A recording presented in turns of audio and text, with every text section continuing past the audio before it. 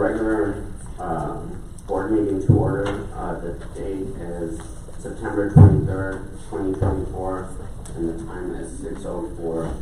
Adrian, can you please call roll? Ms. Barnes? Present. Ms. Borrego? Present. Ms. Mendoza? Here. Mr. Rodriguez? Present. Mr. Cimentar? Here. Mrs. Straub? Present. Ms. Zuniga? Here. And at this time, I'll ask both Ms. Straub, you could lead us into a pledge of allegiance, and Ms. Borrego, you could lead us into the text.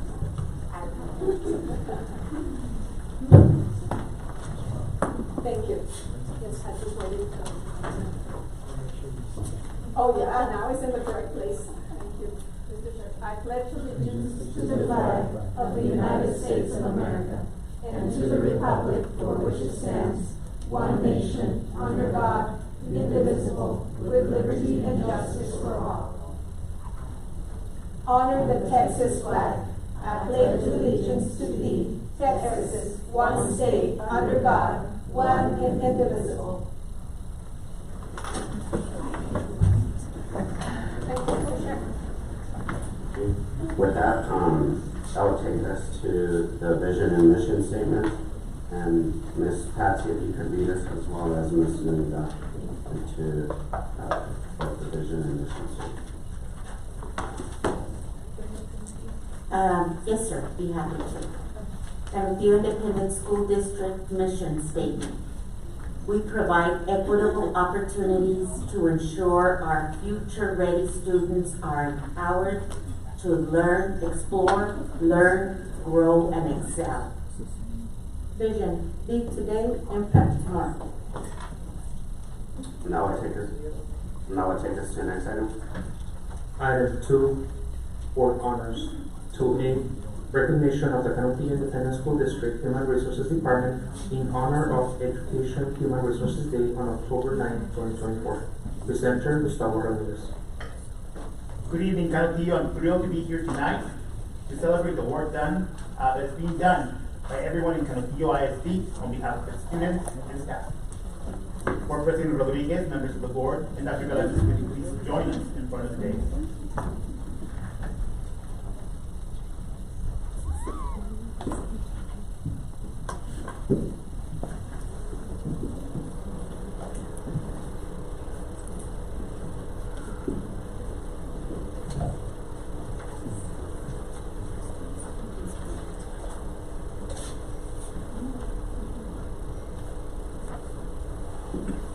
Today we come together to celebrate a group of professionals whose dedication is often behind the scenes, but vital to the success of our district.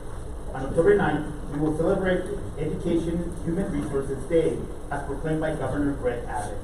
As such, we are proud to honor the Canutillo ISD's Human Resources Department.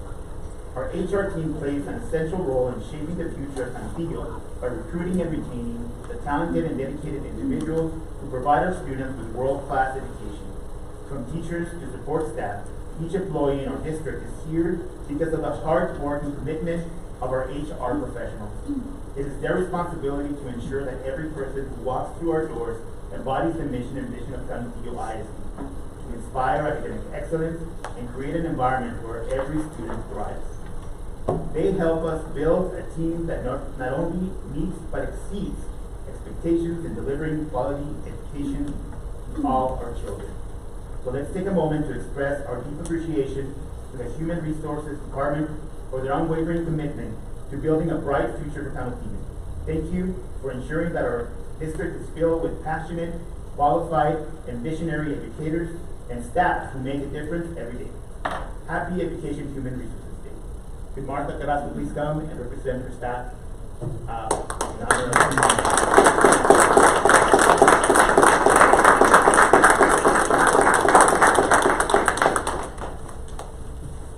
We have a certificate and a copy of the proclamation by the governor for Educational Human Resources Day.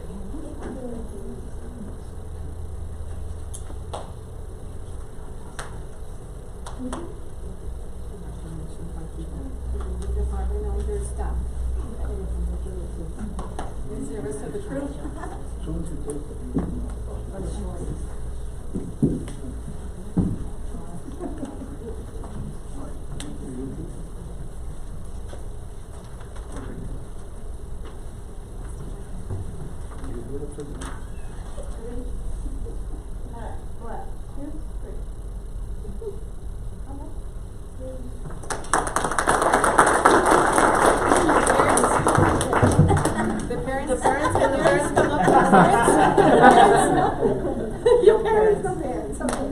Mr. Rodriguez, members of the board, and Dr. Galiz, this concludes this month's board honors. Okay. Excellent. Thank you.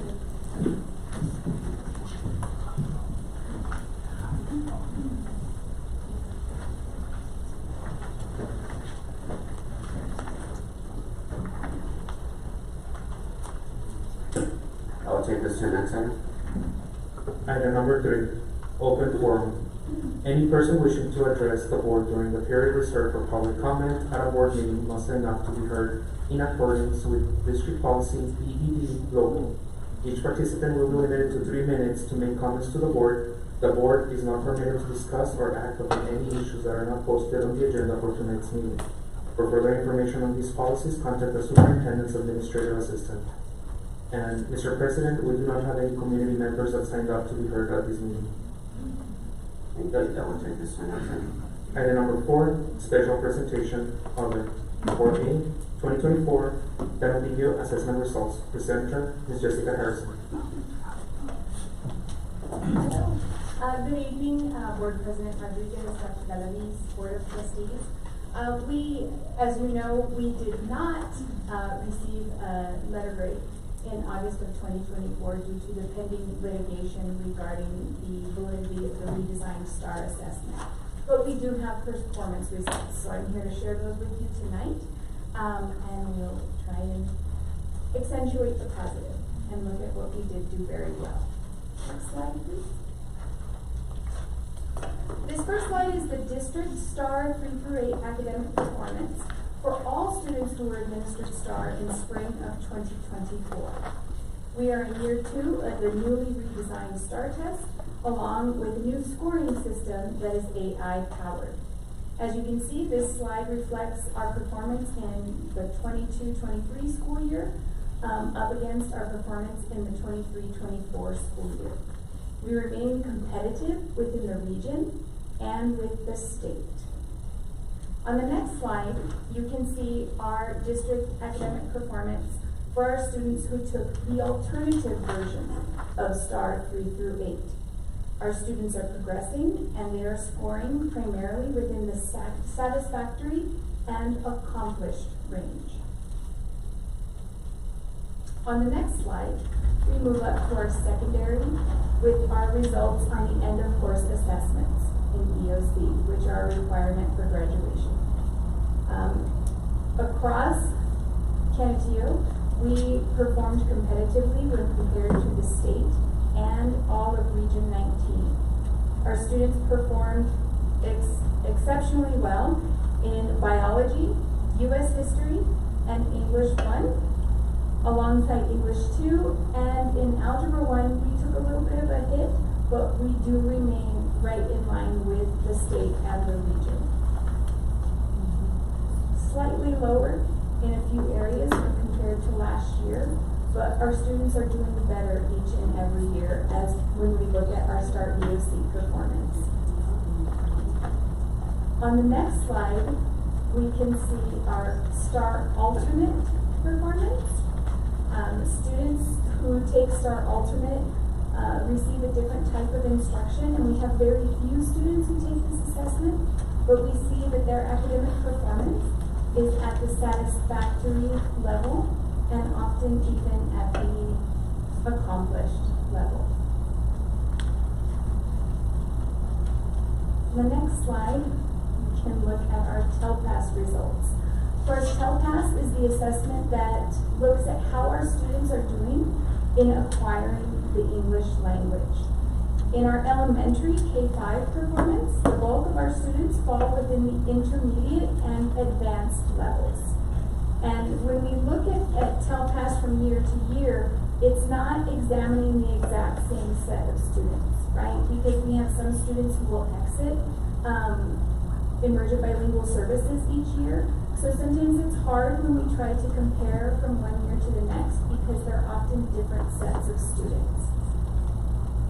I hope you can see these. I know they're very, very small. But I will open it up for questions at the end. On the next slide, we can see our TELPAS composite performance for our students in 6th through 12th grade. The bulk of these students are scoring within the advanced range of English language proficiency.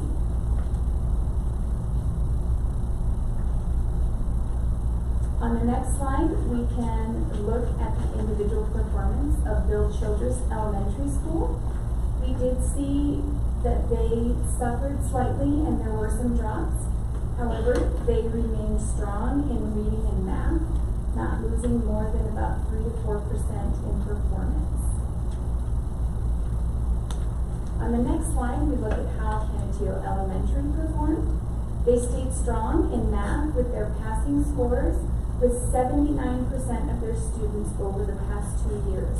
In reading language arts, their passing rate increased by 7%, and their passing rate in science also increased by 6%. Can I have a clarification? When you talk passing, are you talking approaches? Yes, ma'am. Oh, okay. I'm still talking about. Because I think it's important that the board understand the three, because really that's not our threshold as approaches. Right, so there's 3 levels of, there's 4 levels of performance, right? So did not meet are the students that did not approach, they did not consider to be passing the assessment. And I know you said you'd answer questions, but what you said, Ms. Trout, is that when she's saying passing, that's not really passing approaches. No, ma'am. So, I mean, you can say it is per se, but not really, because that's not the threshold. So I wanted it to be clear as we went through the presentation, as you were looking at it, because really it should be meets. Definitely. Thank you so much. Appreciate that. Thank you. So approaches grade level does technically mean they pass the assessment, but it means that the following school year, they will need interventions to remain on par with the grade level. If students are identified as meets, that means they are meeting grade level and may need some intervention or some support to remain at grade level. And when we look at masters, that means the students are performing at or above their grade level. And so that when they go to the next grade, they would likely need little to no support to stay on grade level. So I would prefer, like when we present, that we don't say passing, that we use the language, because it could be misconstrued that approaches is good, and it's really not good. Our kids need to be at meets, which is grade level. So I apologize for interrupting, but I wanted to make sure and make that clear. No, absolutely, and I can definitely make that change. On the next slide, we look at our campus academic performance for Deanna Davenport Elementary School. They had their fair share of challenges this past school year, and we do see that their performance at the passing rate at approaches took some dips. And we did see that across the region and across the state of Texas. And a lot of that we feel could have been due to the new scoring system that we see. This one, science is very bad. They're from 39 to 15. It was the big drop over there, so it's not even approaches, I guess. Correct. So, later on, you tell us what is the remedy to this later on. Okay. Thank you, I appreciate it. Yes, of course. On the next slide, we look at Garcia Elementary. They maintained their passing rate of 70%. Those students will need support to meet grade level this school year. And they increased by 3% in RLA and by 8% in science.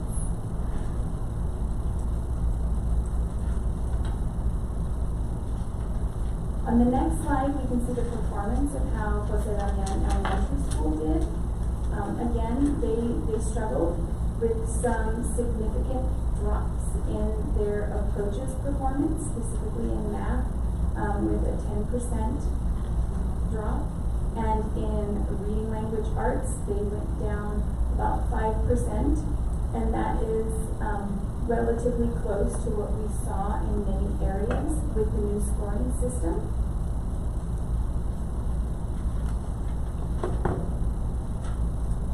On the next slide, we see Reyes Elementary, the final elementary in this report. They remain strong in reading, language, arts. Their students are approaching, 91% of their students are approaching, and 68% are meeting grade level in reading, language, arts. Just trying to provide some highlights, but of course, any clarifying questions or any additional information that you'd like to see, please let me know. As we move on to Canutillo Middle School on the next slide, as you know, about 2 years ago, we introduced English 1 at the middle school level, and English 1 is an end of course exam that students must pass in order to graduate from high school. And we saw 100% of our English 1 students pass at CMS this year. And on top of that, 57% of them met grade level. In Algebra 1, 99% of them passed the exam and 80% of them met grade level. So that was great improvement from the year before, yes. And the Algebra 1 and English 1 are both high school level courses. Algebra 1 is taken by a combination of 7th and 8th grade students, and then for English 1, that is 8th graders who take that assessment. On the next slide, we have Alderete Middle School, and we are proud to report that 100% of students who took English 1 at Alderete passed, with 97% meeting grade level, and 68% of them mastering grade level. Did extremely well. What's the percentage of 8th graders taking Algebra 1 and English 1 at those middle schools? Because that matters as well. Is it 100%? Are we 90%? I can look that up for you. I don't have that data point with me at this time, but I can definitely provide it for you. Okay.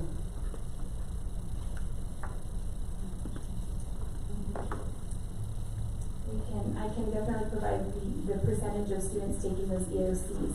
In Algebra 1, we had 97% passed their EOC and 67% met grade level at AMS.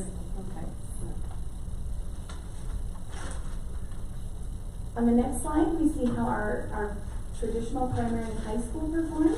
Canutillo High School continues to excel in biology and U.S. history, working to improve the performance of English 1, English 2, and Algebra 1.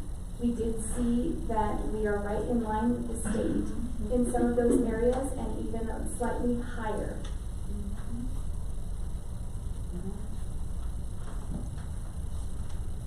And then we move on to Northwest Early College High School. We had 100% of the students who took the EOC assessments in Algebra 1, Biology, and U.S. History pass, and then 99% of our students at Northwest who took English 1 and English 2.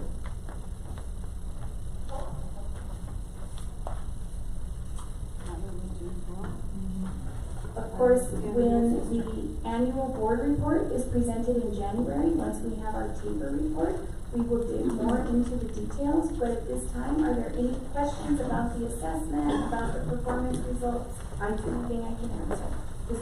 Ms. Trump. Yeah, at the beginning we start to see the person, let's say, per se, minimums of -5%, -4%, not even approaching. And then we see as we continue, they start to get better. Which is the remedy that we're going to take for these kids that they score a little bit below with those campuses? What are the remedies that we're going to?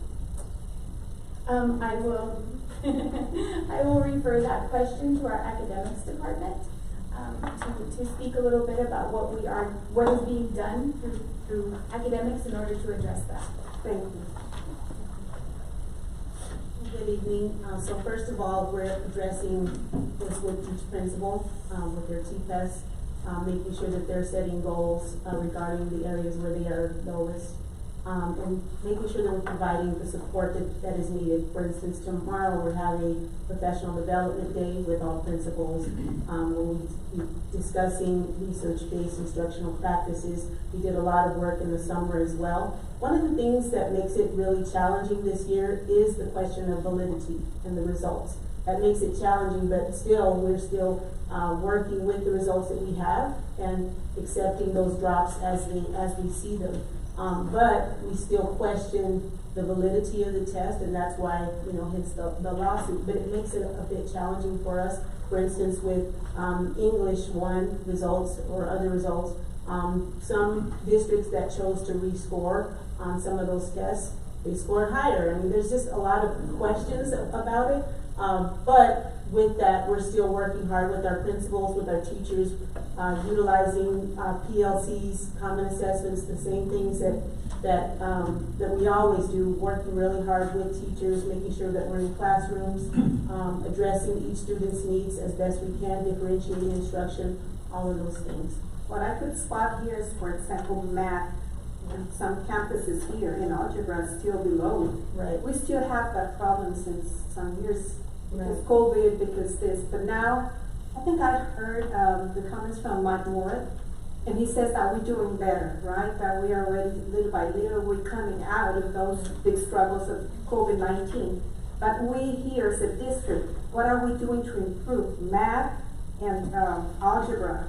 And I would like to know as well, what is the difference between the alternate STAR test and the other tests? I would like to know. Okay, so our STAR Alt test, that's for students who meet specific qualifications through special education. So not all students take that. It's for specific students that meet that criteria.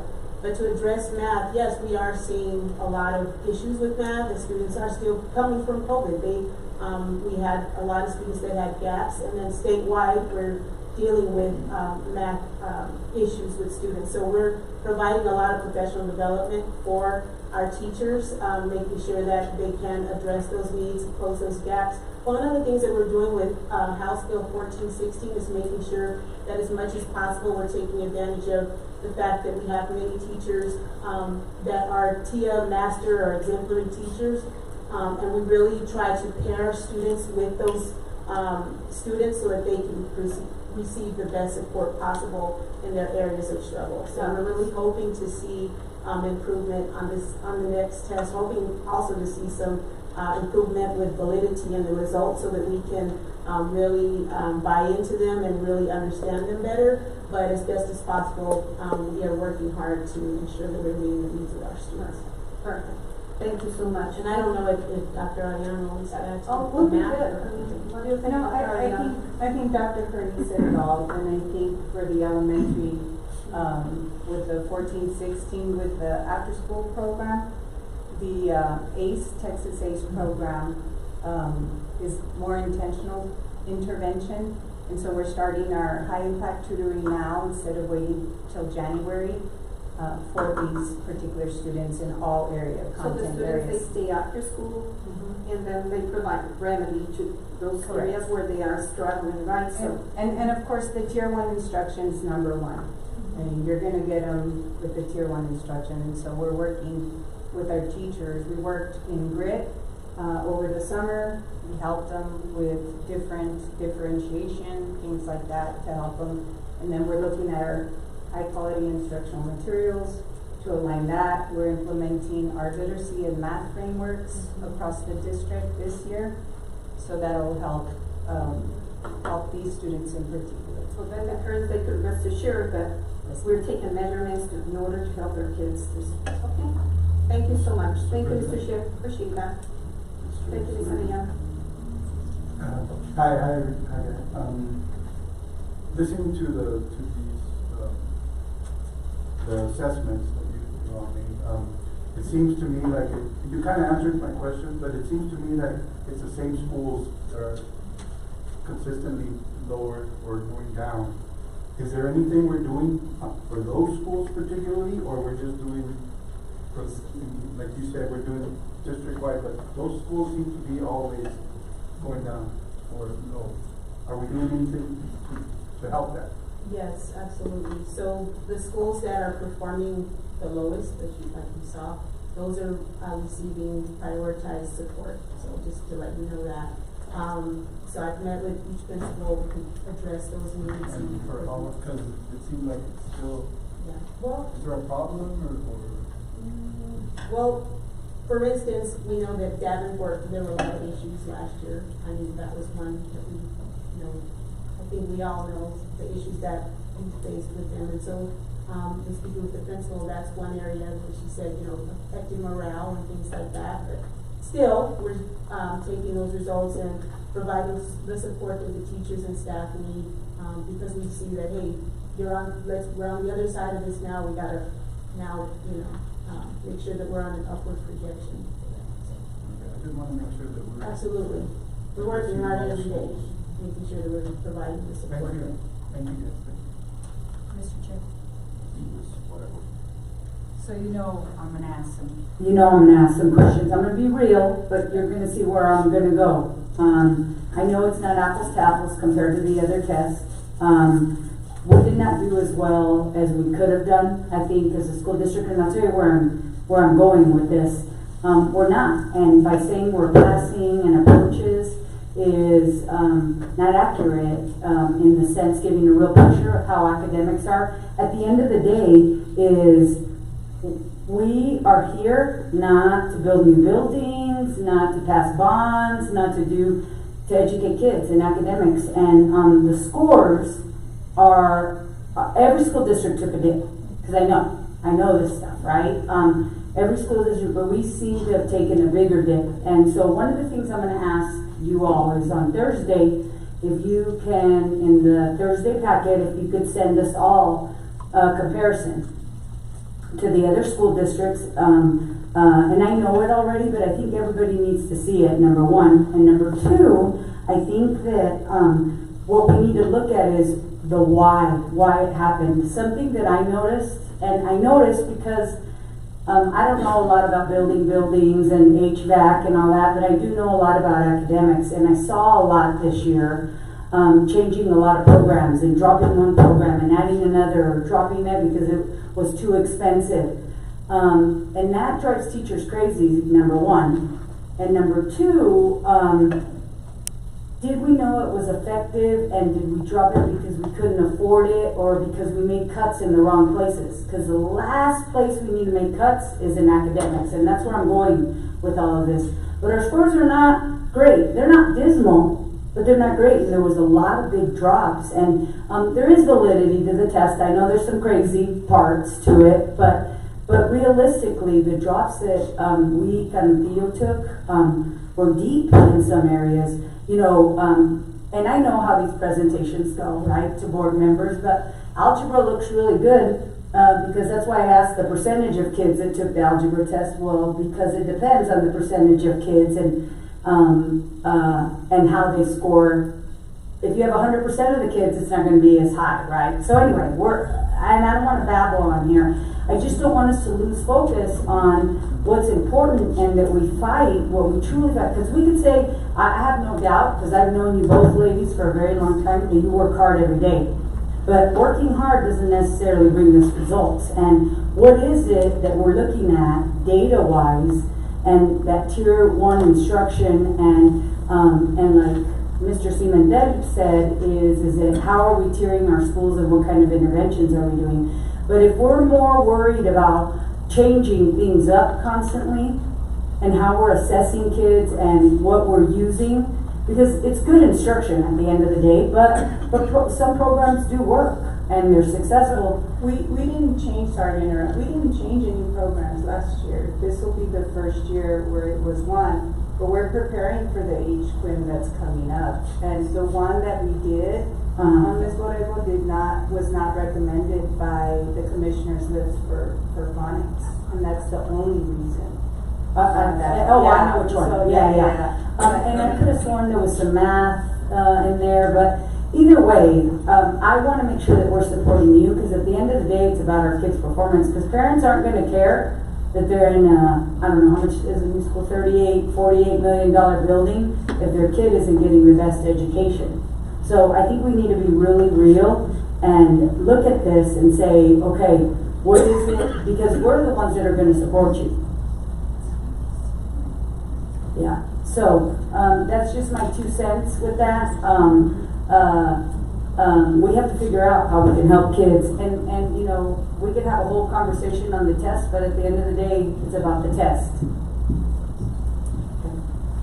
Mr. Chair. Okay.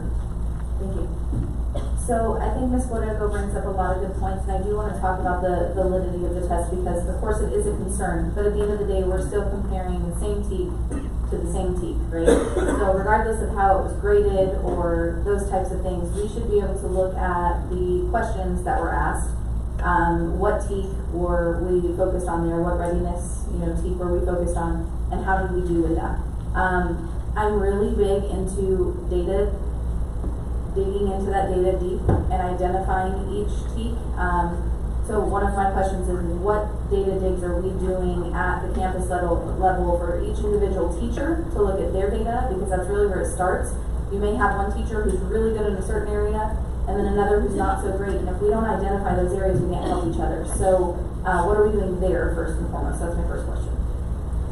Well, at each campus, the principals do guide their own data digs, PLCs. At the district level, we do whole district PLCs, where we look at the data with all elementaries present, all secondary present, and we identify so that they can see how they're performing to other schools. They have those conversations. Okay, well, what are you doing in that area?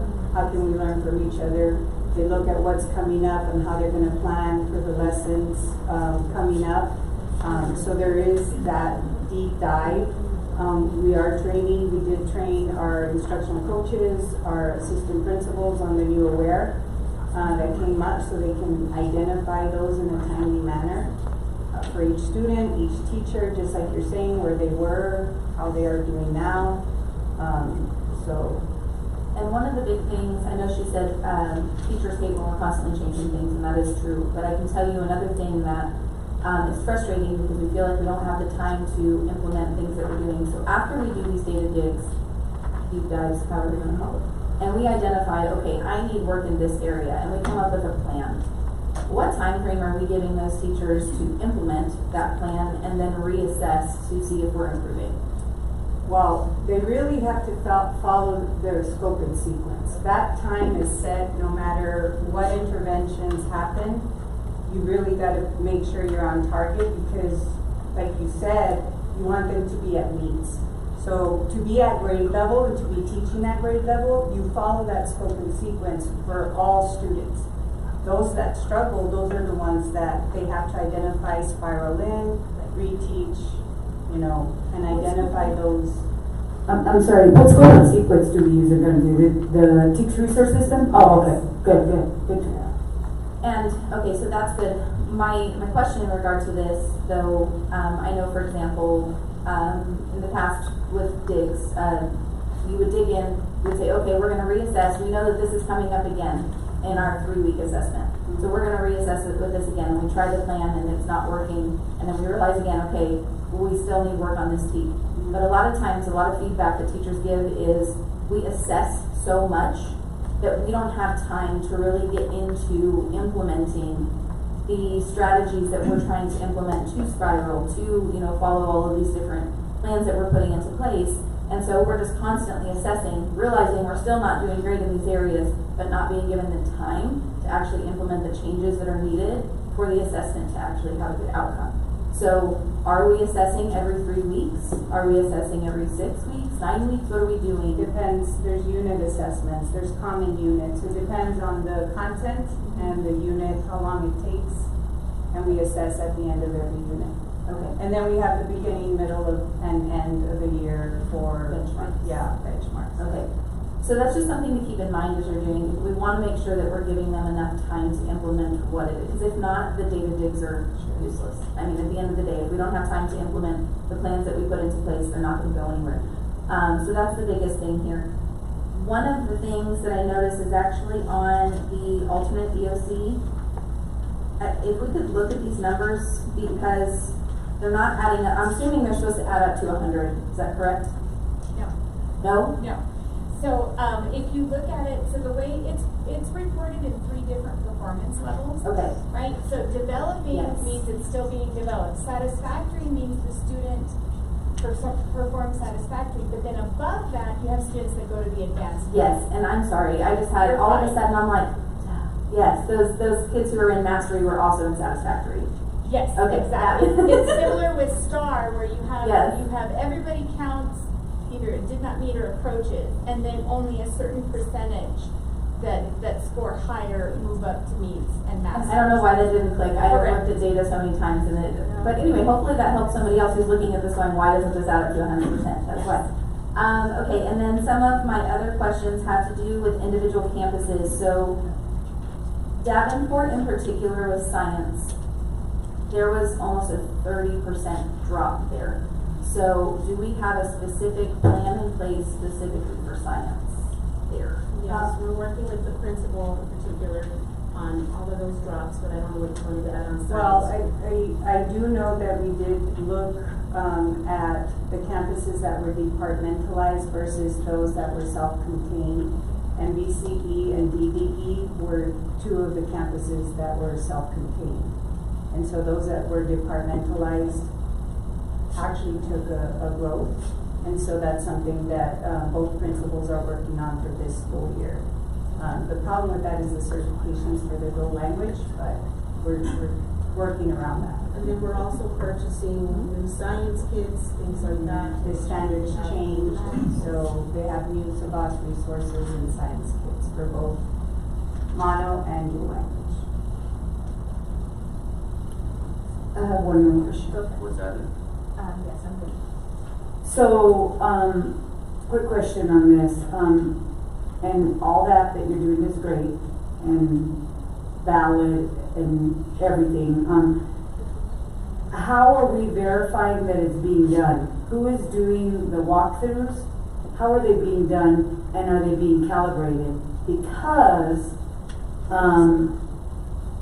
I've seen and done walkthroughs with a campus principal that thinks instruction is going amazing, and it's not. Right. You have teams of instruction, no people that go in with you. How are you calibrating with the principal? Because at the end, they're the instructional leader. Because you can work hard and be here 24 hours a day, but if that principal's not the instructional leader and they're not in the classrooms making sure that everything you're training is being implemented and coaching, are we doing that? And how does it plan to improve that? So, Ms. Borrego, the way we've improved that, and yes, we are doing walkthroughs, we've done at DDE and BCE. So, I don't know if you're familiar, but the House Bill 1605 is coming. Research-based instructional strategies along with high-quality instructional materials are going to be what you're going to be hearing from us moving forward. I have my opinion on that So, too. we created an aligned and observation tool specifically for those research-based instructional strategies. Curriculum coordinators, along with the leadership team, IC, AP, and principal, have gone with us using the new tool because we're still tweaking it. We want to make sure that they understand it, that they're trained because they're boots on the ground. That way when they go do their observations, they know what to look for. And we're calibrating that way, utilizing that, making sure, okay, is it at grade level? Is it age appropriate? Is it procedural versus conceptual? You know, all the terminology that the state is bringing forth with these research-based instructional strategies. We're gonna be doing it for And we're 3 doing hours one- tomorrow. and we're doing one tomorrow. We're gonna be at Reyes Don't say Elementary that, beginning yeah. at 8:30. Yeah, Come on over. We're gonna be there at please. 8:30 tomorrow, and we're gonna be doing calibration activities. Yeah, so we've done it at DD and. And I think that's just important, and you know how passionate I am, Oh, yeah. and this is, you know, where I think that kids deserve the very best, and I'm always gonna fight for that. I wanna support you all as much as we can in that, and I mean this by any kind of strategy or, assistance, I or we can give, we wanna help in that, because it is a big turn. It is a big turn, but, cause it's turning the corner like, quick. Okay, that's it. Any other questions? I just have one more one of the things that we actually didn't look at the entire time that I was teaching, but it kind of came in through TEAC's resource system, I believe is where it came through, either that or Lead Forward. We were able to take our data and look at not just the questions that the students got wrong and identify the TEAC, but it would actually break down the answer choices and why they got it wrong. That was huge for teachers. So if we're not using that, we need to make sure to be looking at that, because sometimes in math, it wasn't the concept that they got wrong, we realized it was the computation, right? And so then we know, okay, our focus needs to be on, do they have that mental math that they're supposed to be having, or is it the multi-step questions? We learned through that our students did not understand figurative language. So as a campus, we went through and we had an idiom of the week, or we had a metaphor of the week, and they had to learn that. Of course, that's normal with students who are in ESL. So just things like that, if we're not identifying not just what they're getting wrong, but why, then we really can't get to down to the nitty gritty of how we have to fix it. So, thank you. And my next question is, so when is going to be the next inform about this, when we're going to have the next results? So we will have another board presentation on our official taper results in January, which is still it's a year behind. And then a year from now, we will have the assessment report for the 2025 state assessments. Because I would like to see, for example, how much we're improving using those techniques that you guys are telling us, you know what, in the previous one that we informed you from 2023, 2024, Davenport, in science, it was 30 to 15. But now with this new information, guess what, we improved. So I wanted to see improvements, I wanted to see the results, right? Yes, and so I have a question, do we do a fall and a spring benchmark?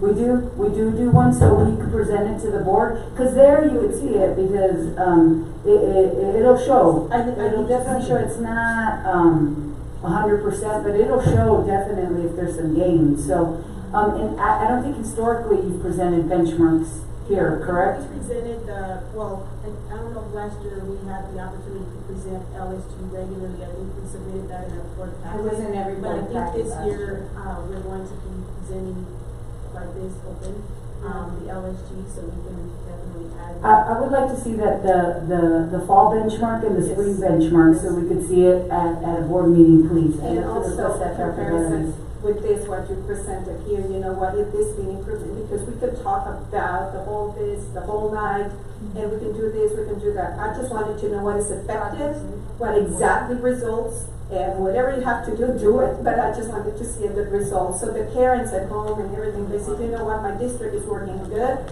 and we're doing our homework. So I think all of us in the conjunction, that's what we're looking for. But I will say that last year when we were doing our interim assessments, we were trending upward. We were on target, even surpassing what we knew to be the mark. And so in some areas when we got our scores, it was surprising. But they did good. Because of the changes or the concerns about the test. We don't know whether those concerns are valid or not.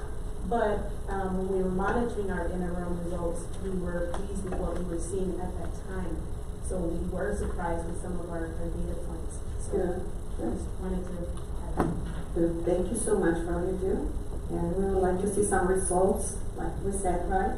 Some benchmark results. So let's see how we are improving. Thank you. Thank you so much. Mr. Simita? Yeah, as well, I'd like to thank you, Mr. Rini and Mrs. Ariano. Thank you very much for all the hard work you do. I know up here we're harping on the low end and the bad things that you do, that not you do, that's happening in our district, because we wanted to, of course, get better. But thank you for all you do. You do a great job. I'd like to commend you guys, and I'm listening to these. There's a couple of educators here that they've got awesome questions, like they know what's going on, so we're going to keep on you guys. I just want you to make sure that we let teachers teach, because I know it sounded right now that we're making them, oh, you got to do it like this, but every teacher has their own. We got great teachers, and we need to let them teach and let them do what they do best. Thank you. Appreciate you guys. I do, in regards to, not a question, I mean, we know as 2 years ago the test changed right in the middle of the game. And not only now, we're adding AI to, I believe, one section, possibly more in the future. It's going to continue to change on us as we know what the state's intent is.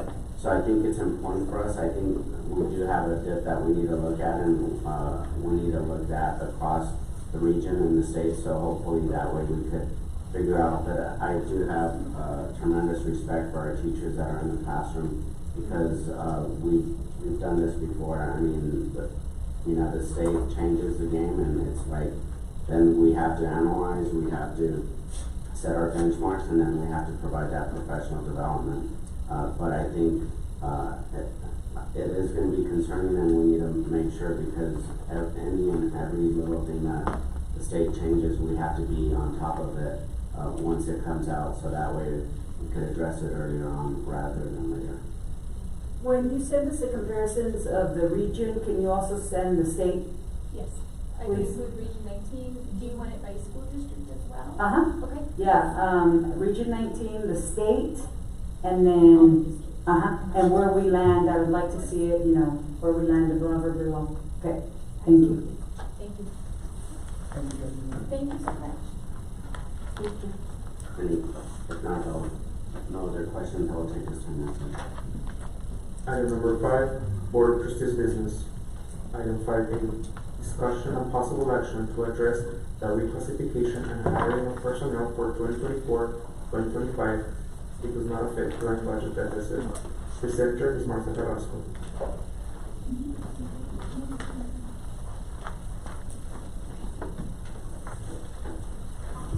Good evening, Board President, trustees, and Dr. Dominguez. I come before you to bring you some, I believe there are 6 positions that they are either upgrades or they're new FTEs. I've included the notes to each one of these positions. Some of them are, or half of them are through special funding, through grants. So we have the funding. None of these positions will create additional deficit to the budget. So it's just rearranging some of the funds that we already have through the savings of probably not, there's some computer programs that we didn't buy, like iStation, so there's some money there. So we went ahead and looked at our budgets, and we're able to make the adjustments that are being presented to you this evening. Mr. Chair, Yes, ma'am. I'd like to move to approve the request for staffing for 24-25 as recommended by administration. I second.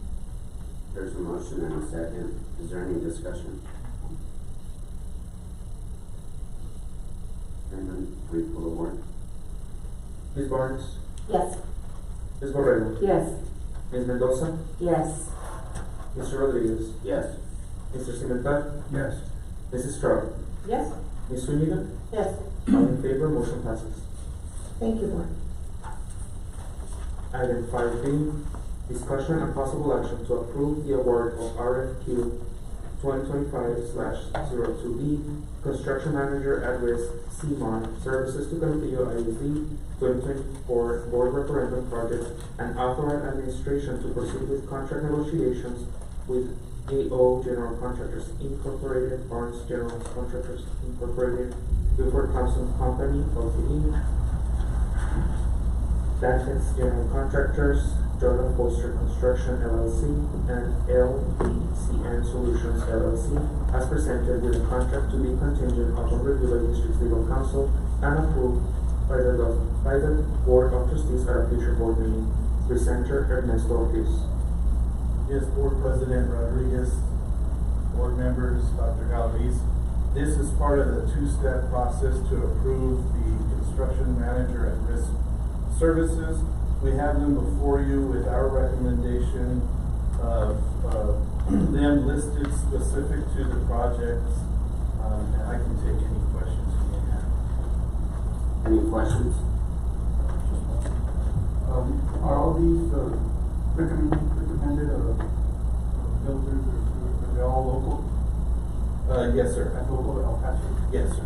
They all have an El Paso office. But they're not I don't local. know, that's office, but are they local? Do they do business here? Yes. Have they done business before? Yes, all of them have. Okay, one more question. Yes. Out of all of these that we're gonna award, have they all, cause I didn't see the way you guys rated them or anything. It should be part of your package. Oh, it is? Oh. Yes. Not this packet, it was our previous packet. Yeah, so I just, wanna know, okay, I just wanna know, out of all these builders, how many of them do their work on time and how many, are over budget? How many are on budget, how many are over budget? In the last, say, I don't know how many jobs before have you checked? So as part of it, and it should be the step 2, the ranking should be part of your executive summary. They're ranked specific, you may be looking at the architect one, but this one is specific to the construction manager at risk services. And the executive summary should have the step 2. And they should have them listed right, that's it right up there on the Yeah, I see them there, listed, I just want to know. Yeah, so that was part of the rankings. So some of the criteria that was out was that we scored them on. And when I say we, it was the evaluating committee consisted of Dr. Oscar Rico, Christy Pulley, and Dr. Galaviz. And so there were 12 different criteria that were used to evaluate each, and one of them, of course, was their past performance on CMAR projects, and also we scored them on their approach to scheduling, approach to safety, everything that goes into being a construction manager at risk. I understand that. My question was, how many have actually been on budget or over budget or under budget? I don't have the exact number, but Did we ask that? yes, we did. So we asked based on their last.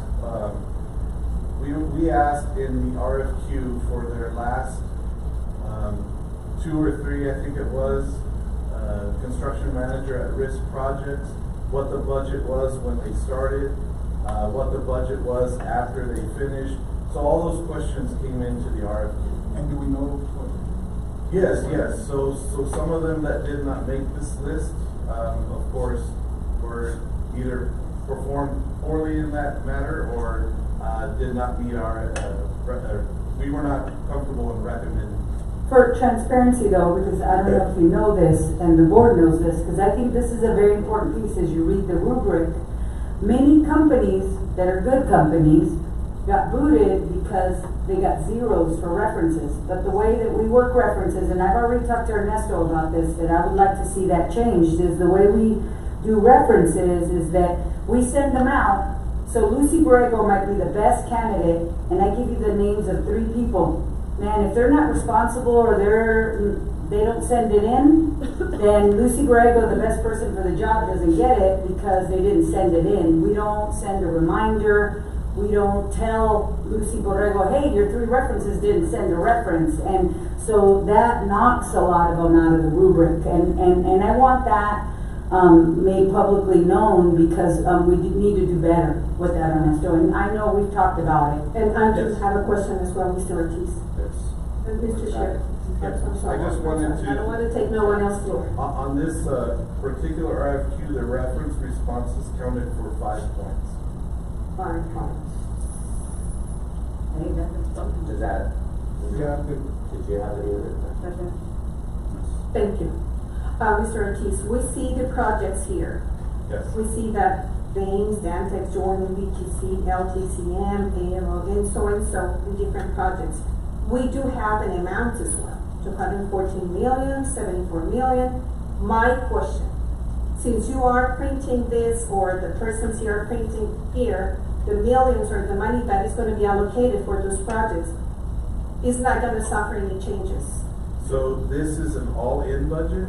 This includes, this project value includes land acquisition, all the soft cost and administrative costs. So there would, so when we work with the negotiation, we give them the construction cost limitation. And that's a much lower, so for example, Deanna Davenport, all in is a $74 million project value, but the construction cost limitation is about $48 million. So this is only the price of the land, or? This is the price of the entire project. Project. Yeah. Yeah. Built-in owner contingency, all that, so it's So what is everything. the percentage that we're going to be attached to these numbers, that they're not gonna suffer any more changes? Guess what? For example, we need to add more millions because for whatever reason, we didn't complete with this amount of money. So I just want to be sure, because it's transparency for the community. I mean, we just wanted to know that we don't have to get access from money here, money there. So we're gonna focus in here to the money that we have here. Right, correct, you're correct. And there's still another process, once the architectural goes out, I believe there's still a GMP, and then that's where we would go into that number. Okay. So this allows us, if it is approved as presented, it allows us to begin negotiation with the entity that is ranked number 1. This will include the pre-con services, and we will execute a contract hopefully on September 30th when we come back to the board with those contracts already negotiated. We would have to come back again with amendment to the contract once we develop. We get a guaranteed maximum price from the construction manager at risk, which would come late in the design process. Usually about 70 to 90% of the construction documents are completed. Then they give us their GMP. And of course, all of these persons, the constructors here, because they do have an experience building campuses, right? Yes. Okay, perfect. So, I mean, thank Mr. you. Chair, I would like to move to approve the award of RFQ 2025-02B Construction Manager at Risk CMAR Services for Canantillo ISD as recommended by Presidio and Administration. Second. There's a motion on the floor, is there any? I do have a question. So the amounts that are listed here for the project values, were those based off of the amounts that were projected from the bond committee before Correct. everything was started? Okay. Yes. Perfect, thank you. Any other questions? If not, Adrian, can you pull the board? Ms. Barnes? Yes. Ms. Borrego? Yes. Ms. Mendoza? Yes. Mr. Rodriguez? Yes. Mr. Cimental? Yes. Mrs. Straub? Yes? Ms. Zuniga? Yes. All in favor, motion passes. I'll take this to the next item. Item 5C, discussion and possible action regarding quarterly bond report for Senator Ernesto case. Okay, as we put the PowerPoint up, I'll try to be more mindful, Adrian, on telling you when to flip to the next one, so I don't get ahead of myself. Board President Rodriguez, members of the board, Dr. Galaviz, my name is Ernesto Ortiz. I'm the Program Director for Presidio Group. It's my distinct pleasure to provide you our first quarterly update on the progress of the 2024 bonds. If you go to the next slide. Since our last presentation to the during the board workshop on August 8th, we've added 3 new members to our team. With us here today is our procurement manager, Corina, if you'll stand up, Corina Heredia. We also have Alec Kleinhans. He's one of our project managers. And we have one more, Anthony Mariscal. He's not here today, he's out on business. Unfortunately could not attend today's meeting, but I look forward to introducing you to him in the near future.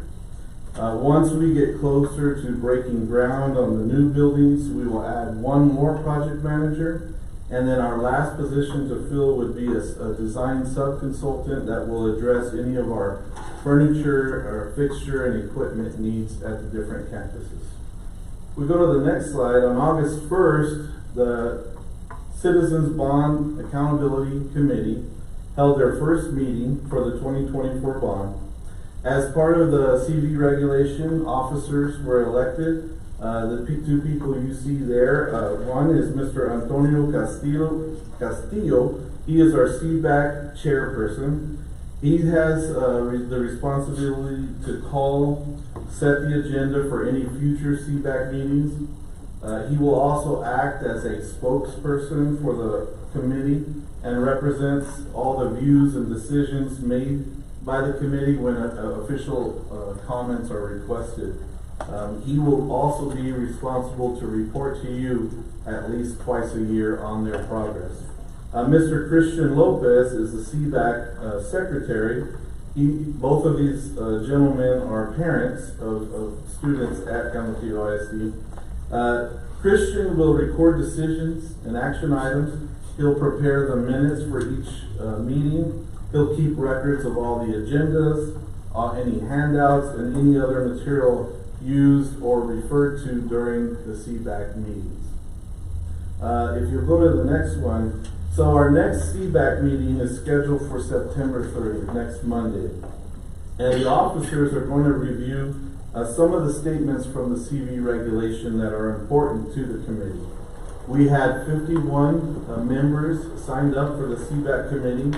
And if you know anything about a CBAC committee and holding it as an open public, we need to establish a quorum to make any decisions. So it's very important that we keep all 51 of these members engaged so that we can have a business meeting. Some of those things that we're asking them to do through the CV regulation is that any information is kind of funneled through the chairperson and the secretary. We require full participation and representation because it's vital towards the committee's work. In order for them to proceed, they need a quorum. And so part of that regulation is the chairperson may recommend to the superintendent that a member who has been absent from 3 or more meetings cumulatively be replaced. And of course, we are working with them to get the meeting and the agenda ready for their next meeting. And all CBAC questions should come to us prior to the meeting so that we can address them in a very efficient manner. If we go to the next slide, we'll begin to give you an update on the schedule and the budget. So if you click to the next one, the last time you probably remember this diagram. Since our last presentation to the board and also to the Citizens Bond Accountability Committee, we've met some milestones that continue to guide us forward to the successful execution of the 2024 bond. Most notably, the selection and approval of the architects that will begin the design process for the 4 new buildings, as well as the renovations that will take place at the 5 elementaries and, of course, Canutillo High School. The diligent work of my team, along with your action and approval, have us on schedule to begin the process of design in October, just as we had planned. Next week, we plan to bring the contract for the construction manager at risk services to you for approval. This will complete the 3-pronged team of owner, Canutillo ISD, architect, and construction manager at risk that will transform the landscape of Canutillo ISD for the foreseeable future. If you go to the next slide. So in particular, there's a couple projects that we already have underway that I would like to provide you an update for. We've received the construction documents for the new lighting that will be installed at the baseball and softball fields at Canutillo High School. We were very diligent in getting that process started right when we got our feet on the ground.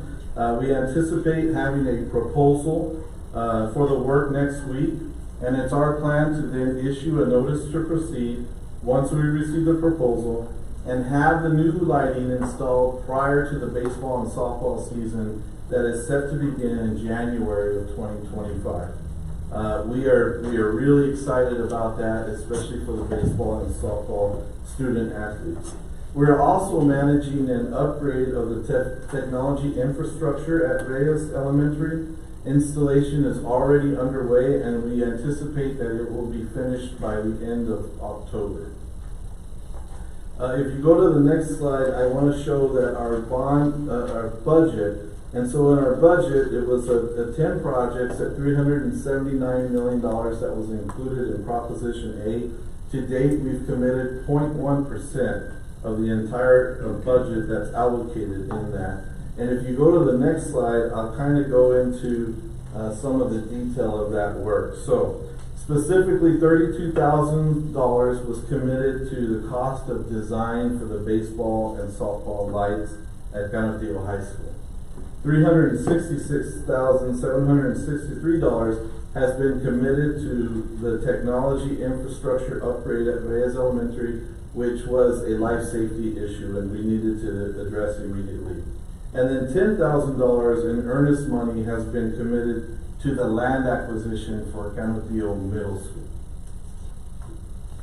If you go to the next slides, I want to review and make sure you understand the step-by-step process, especially as it applies to the procurement process and the assignment of architects and construction manager at risk services. First thing that we did was we grouped those 10 different projects into 6 projects strategically in order to provide equity in design and equity in implementation. We also wanted to create standards that are consistent district-wide and realize the cost savings in both the design and construction. We conducted a seminar on July 26th for any potential bidder to show them exactly how to do business with Ganadillo ISD.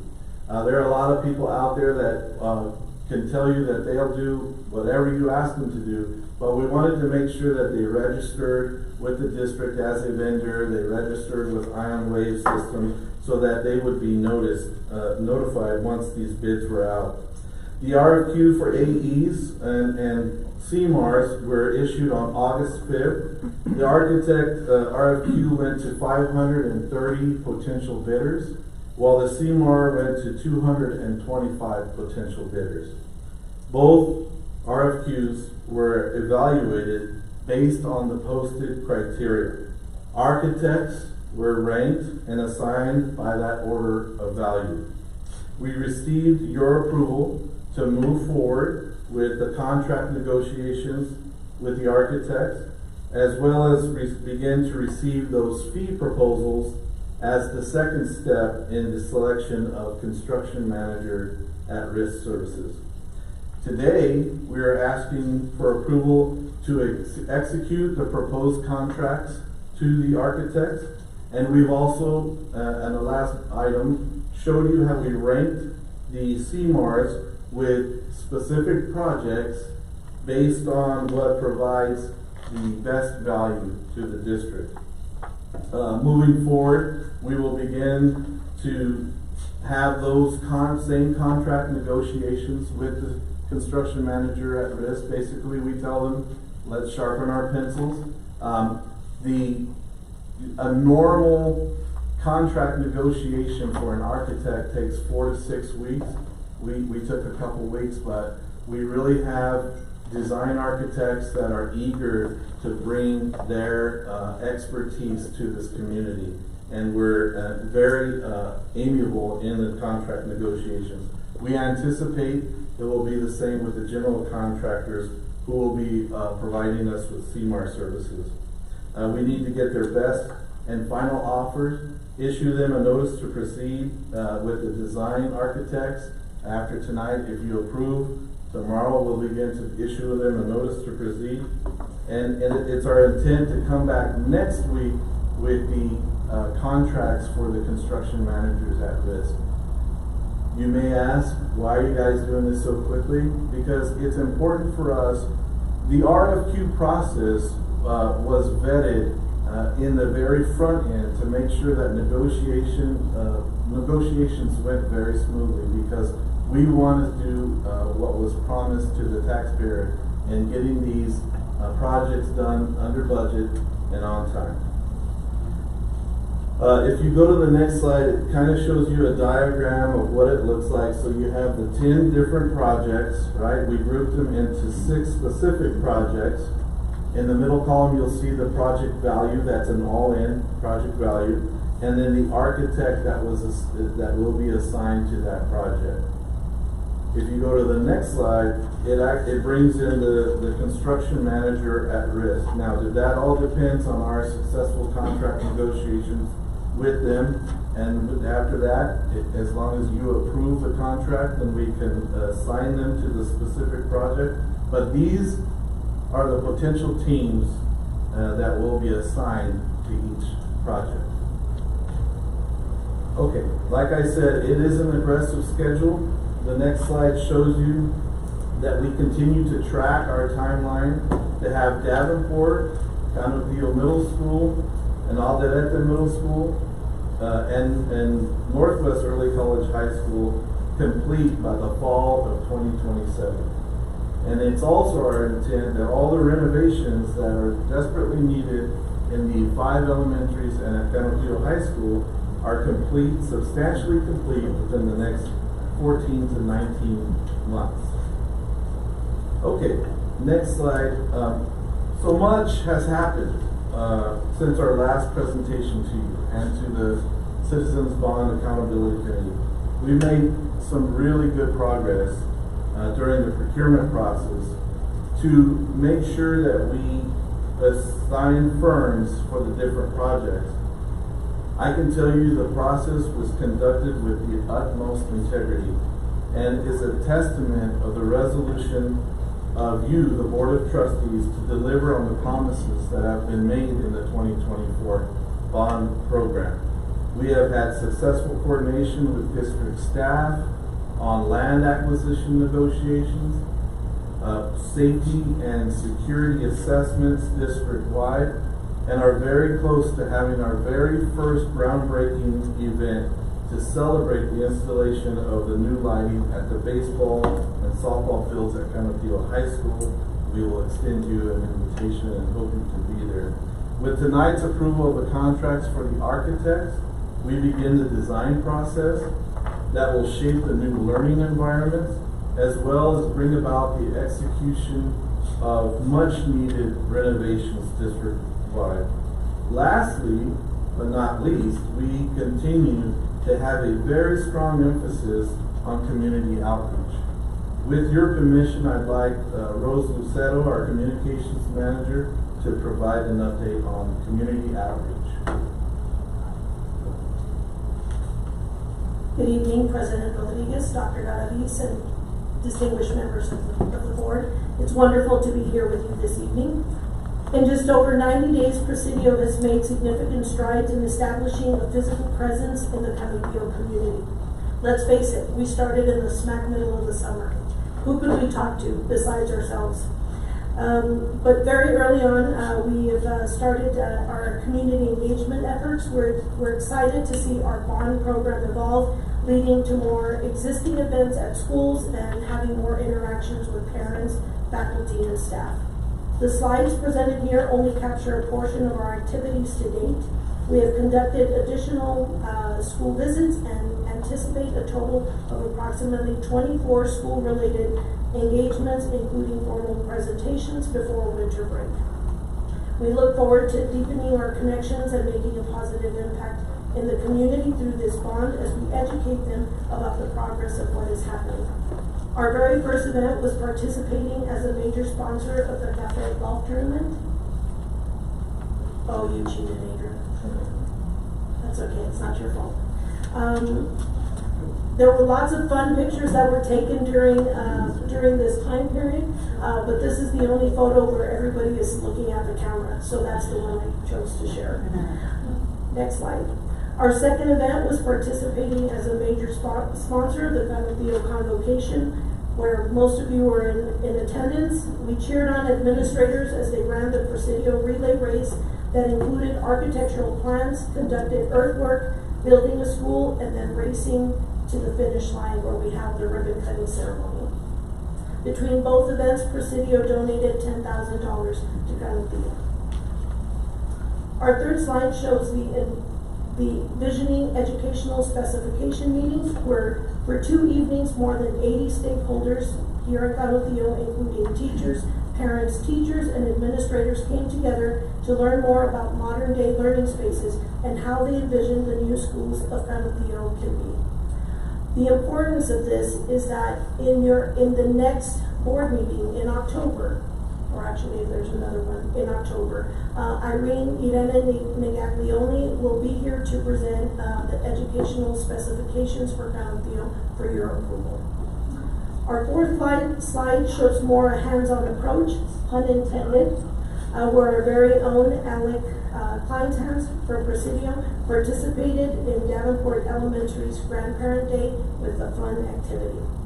Lastly, we want to remind you on the next slide that we do have a bond website where updates will be made as the program continues, and we encourage you to sign up for those updates if you have not done so already. I do check the emails that are approved for subscription, so I know which of you have been naughty and which of you have been nice. So again, I encourage you to sign up. Next slide.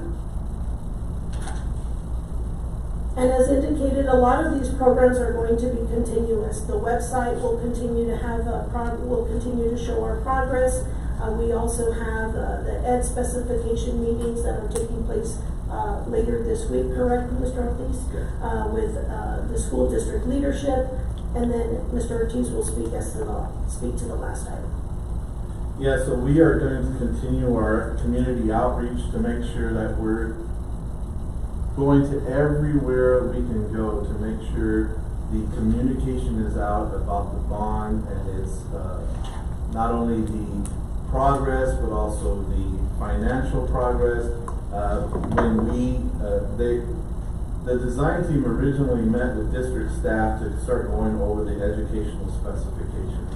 And then we felt it was important to bring in teachers, bring in parents, bring in other staff and even students to go over these visioning sessions.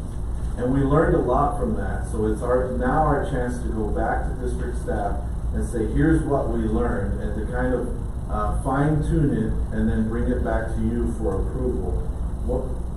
After tonight's approval, should you approve the architects, we're going to start working with the architects on scheduling design charrettes with the specific community so that the community also has another point of input on the design of their new buildings. The next one shows our next CBAC meetings, which we will give quarterly meeting updates to the CBAC on January 6th and March 31st. Thank you for your time. I will take any questions that you may have.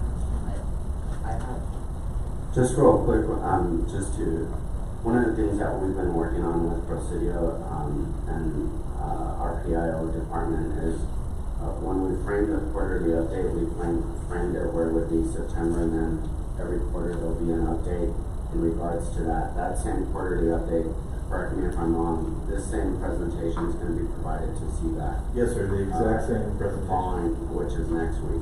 September 30th, yes, sir. And I guess the other thing that we talked about is also creating an open community meeting, so that way we could invite the full community, and then also doing a Zoom meeting, as well as I know our PIO is working on sort of putting all this together so that way we have an actual PDF document of the quarterly update, and that could be shared both through email, social media, as well as hopefully in the future we're looking at for sure this one, but in the future to make sure it's a mail out piece as well. So I think it's important for us to not over-inform, but to over communicate on all the bond work that's going on. So that's one thing. I did have a question in regards to the ed specifications. You said it's coming to the board. Are you going to get the board engaged, or you're just going to get us to approve those ed specifications?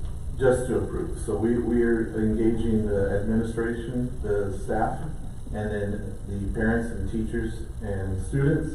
And then from that collective ideas, we would develop those ed specifications and then bring it to you for approval. And I don't know how the board feels. I'm okay with that, but if you all wanted to.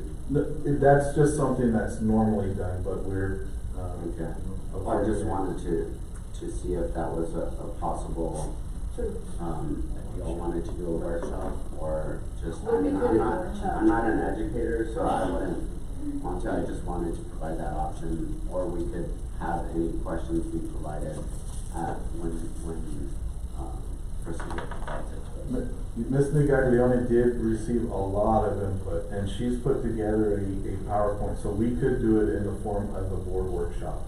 But we would eventually need those to be approved by the board, so that we can then turn them over to the architects. And so that they have a standard to design. Okay, just asking what the board feels and what they would like. And then the other question that we've talked about too is, I know now that, we'll have the architects and hopefully CMNR soon, is how do we develop, mainly, I wanna work out that whole calendar way ahead in advance for, whatever they call the charrette. The charrettes. Design charrettes, yes, sir. That way they're all, you know, the month of October or September, if it goes into there, that way that's all, scheduled out, so I would like to see that as well. I don't know if there was a draft on that. Yes, we've developed a draft, and we're going to send it to Dr. Galavis, and he could share it in Thursday packet. I mean, that's not a board decision, I just want you to develop that, so that way, working with the campus principals, they know their campus is better. I just wanna make sure we get as much input and community engagement when it comes to that. Yeah, I was just saying we could share them with the board so that they could attend those charrettes as well. Okay. With that, I just wanted to update and then see if there's any questions, because I think that's the best approach. For me, just to answer your question in regard to the workshop, I don't know if the workshop's necessary, as long as we get all of the information with ample time to be able to go over and review and have questions and so on and so forth. So I guess whatever we decide as board is fine, as long as we have, if we don't do a workshop where we can have those discussions, that we have material with ample time to review and get our questions together. Okay. I would then encourage us to do it during the regular board meeting, so that I can get you that information. I know that, our design team is meeting with them this week or next week? So this Wednesday and next Monday, so I could get something to you relatively quickly after that to look over. That's good for me. That works for me. And, What works for the others? That's fine. that's okay with me too. I would like to add something, Mr. Ortiz, and I'm never gonna get tired of this. We wanted to be inclusive with our community of special needs. All that I wanted to see in the playground, something adopted for the kiddos with special needs. Right, and that'll be all in the design standards and the ed specs. I would like to see specifications in that too, how many campuses, where we're gonna have it, what kind of inclusive, in the playgrounds we're gonna have. I don't know what technique you're gonna use, and I really appreciate that. Because I am a person who really stand up for the kiddos with special needs. And also, I do have a question for you. You said at the beginning of your presentation that you're gonna have another project manager. Is this gonna be under your budget, or you're gonna have to come Yes, to us and ask for that? No, all these positions are filled under our budget. Under your budget? Yes. Okay, perfect. Well, thank you very much, and never forget about our kiddos with special needs. Thank you so much. Mr. Chair. Go ahead. So my second question, has to do with the timeline. I'm looking at, as basically the bar graph of how many months those certain projects are going to take. So it looks to me like groups 4, 5, and 6 are mostly our deferred maintenance, categories, not our new builds. Is that correct? Correct. Okay, so are we planning on starting the HVAC and roof repairs prior to the new builds? I'm just getting a lot of feedback from the community saying, you know, it's great that we're starting all of this stuff for our new campuses, but what about the ones we currently have? When are we gonna start making those upgrades? Yes, the design for that does not usually take as long as for a new construction. So we anticipate the design, for that will take substantially, a shorter amount of time. And so we hope to have construction substantially complete within 14 to 19 months. So do you know when we're gonna start that process for those deferred maintenance? As soon as we get a notice to proceed, we can give a notice to proceed. As soon as we get the architect approved this evening, hopefully. Okay. We issue a notice to proceed, depending on, Mr. Blanco still needs to review the contract and approve it as to form. And so I anticipate early next week we'll give a notice to proceed, and the architects will start visiting the sites along with the construction managers at risk and begin developing that phasing of it. Within about 6 months, I think we would start construction. Okay, perfect. Thank you. Appreciate that. Hopefully we can schedule it where it's a break, and we have to phase it in case we need to move kids. And another question that goes in my hand. Seeing here from 1 to 6, so it says here that Reyes Elementary School is gonna be in 14 months. And also Bill Childress in Damian, it's gonna be at the same time, 14 months. Yes. So it's gonna be they're gonna be number 1. And the number 2 is Canutillo High School with 19 months. Correct. And number 3, and I'm saying this because we have social media and the people they follow us and they would like to hear about this. Yeah. So Norwest Early College, we have it in number 3, position number 3, from 21 to 28 months. Correct. And we have Diana Davenport in Canutillo Middle School in Alderete Middle School, will be from 21 to 28. Diana Davenport Right. months, and Canutillo and Alderete with 27 to 36 months. So it's project number 4. Right. Right? Okay, Right. so I just wanted to be clear for that. That's in duration from Duration, the yeah. time the design starts to construction is substantially. Exactly, so this is gonna be the ending of the project. Correct. It's gonna be ready for them to Right. be used. Right, yes. Substantially complete, meaning that they'll be ready to use for their intended use, where there might be a couple a punch list items, small items that the general contractor has to address before we are comfortable to bring it to you for final acceptance of the project. It's a program. Questions that I have from the community, who's gonna be first, which campus is gonna be done first, or this, so. Why some of them is number 1, why the other one's number 4? Is because it's easier for number 1, or yes. because it's only So renovation? it's a renovation, so it's easier to make sure for the architect especially to bring in mechanical, electrical, plumbing consultants to go through if we need an electrical upgrade or anything like that. It's a lot quicker than designing That the is entire faster. building. Then to build the Yes. Okay, thank you so much. Thank you, Mr. Schiff. Any other questions? I just have a comment. Mr. Ortiz and the Crucillo group, I want to compliment you. I know we always keep reminding you how much money we're paying you, but everything that I've seen, everything that has come through on social media, on preparing the websites and being as transparent as possible to our community members that take an interest in where we are and how we're doing with the bond. I just want to thank you. I know that it's a tough job and you've got a lot of chiefs. Yeah, well, we appreciate the invitation, and I know that working with both the architects and the general contractors that we've spoken to, they're very interested in bringing their specific skill set to enhance the community of CISD.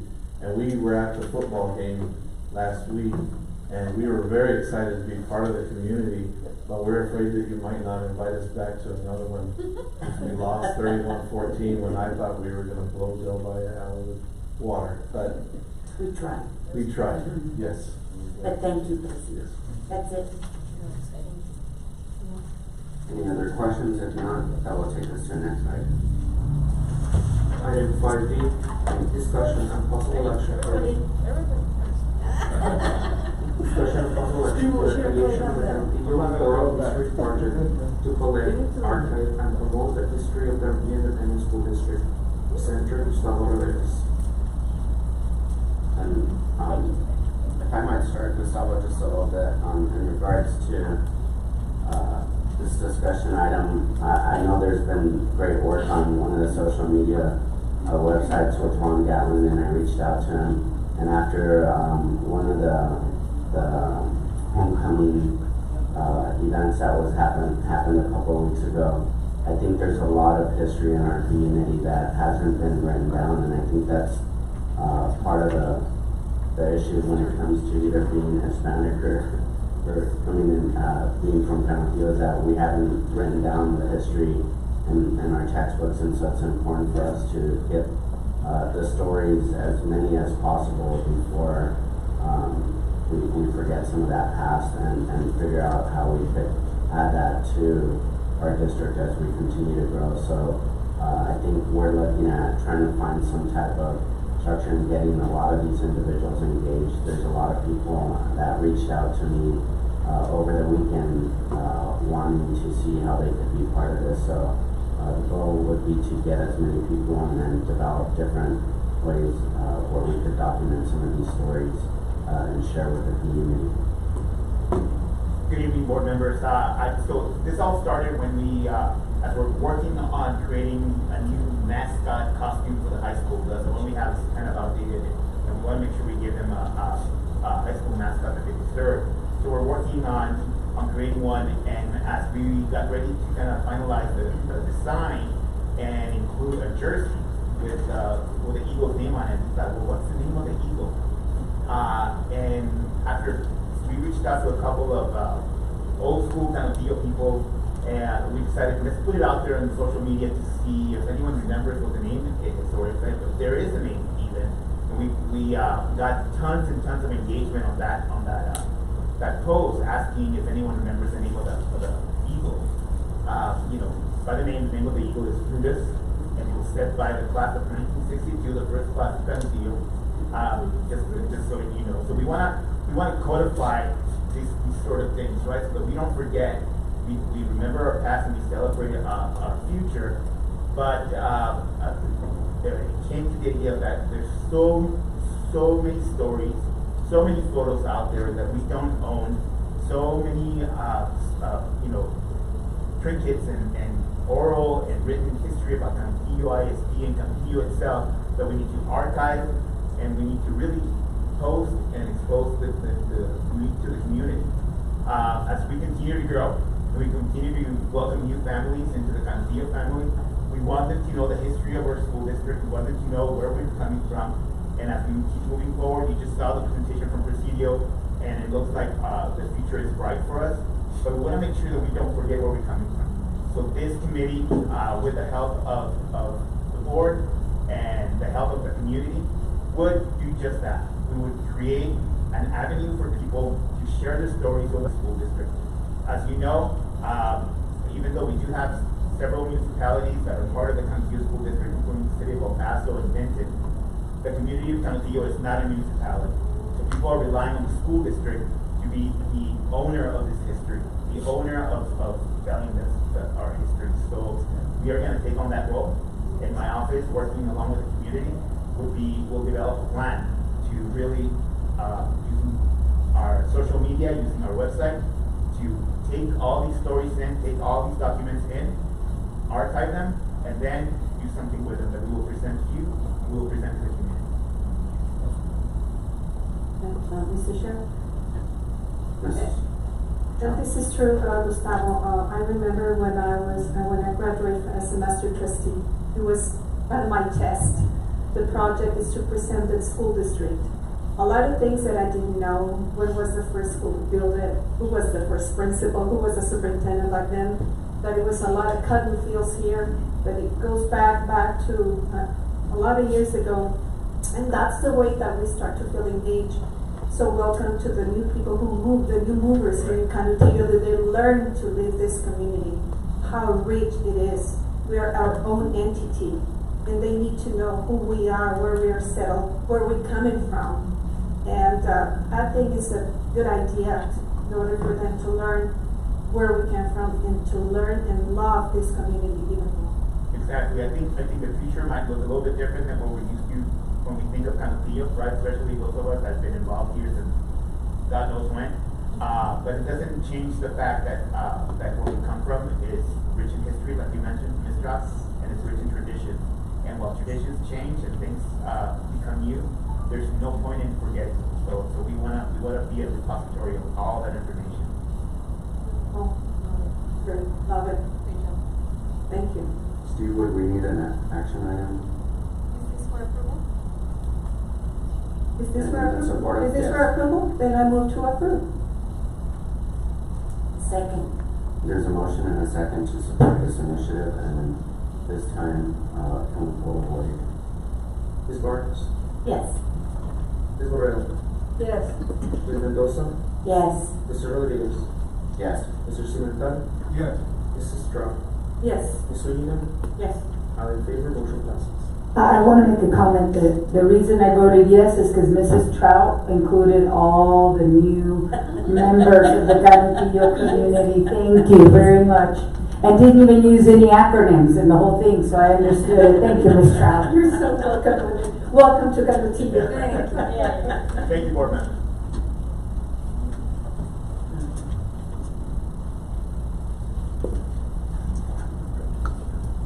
I'll take this to next time. Item 5E, discussion and possible action regarding the Texas Association of School Board Staffing Review. Presenter Ms. Marcia Carrasco. And Steve, last time we gave direction to staff to go ahead and do this, what I was expecting and hoping was more of a update of where we're at and how, because I think, we need to see some of the areas of concern that has been brought up in the community, whether it's overstaffing or understaffing, and so, I guess it's just the update it's pretty basic, but is that all you had, Ms.?